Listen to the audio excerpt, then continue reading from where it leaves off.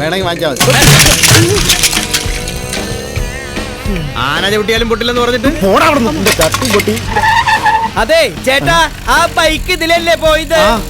ദേ ഈ അഡ്രസ്സിൽ വന്നാ മതി, കാശ് തരാട്ടാ. വണ്ടി വിട്, വണ്ടി പോട്ടെ.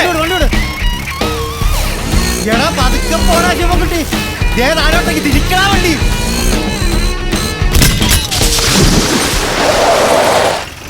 ശിവൻകുട്ടി എന്തിനാ ഈ കാട്ടിലോട്ട് വന്നത്? ചിലപ്പോ വെളിക്കിറങ്ങാനായിരിക്കും. നോക്കി വാ പന്നി. ഇത് നമ്മുടെ തെക്കക്കര ജാനു അല്ലേ?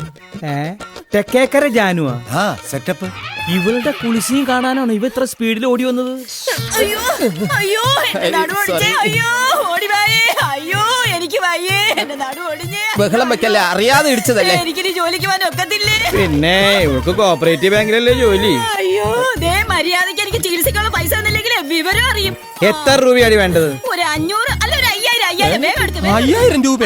നീ ഇവന്റെ വീട്ടിലേക്ക് വന്നേക്ക്, 10000 രൂപ ചിറ്റപ്പ, നമ്മുടെ കുടുംബത്തിൽ പാരമ്പര്യമായിട്ട് ഇതുവരെ ആർക്കും ഇല്ലാത്തതാണല്ലോ ഇത്. എന്ത് 10000 രൂപ? അല്ല, ഭ്രാന്ത്. എടാ നിനക്ക് 50 ലക്ഷം രൂപയും ഒരു മാരുതിക്കാരൻ ലോട്ടറി അടിച്ചാലേ ചിറ്റപ്പന് ഭ്രാന്ത് വരാതിരിക്കോടാ. ലോട്ടറി അടിച്ചെന്നാ? അതെ, ശിവൻകുട്ടിക്ക് ലോട്ടറി അടിച്ചെന്ന് സുശീലൻ പറയുന്നത് ഞാൻ കേട്ടതാ. നീ ടിക്കറ്റ് എവിടെ വെച്ചിരിക്കണേ? ഞാൻ വീട്ടില് അലമാരക്കകത്താ.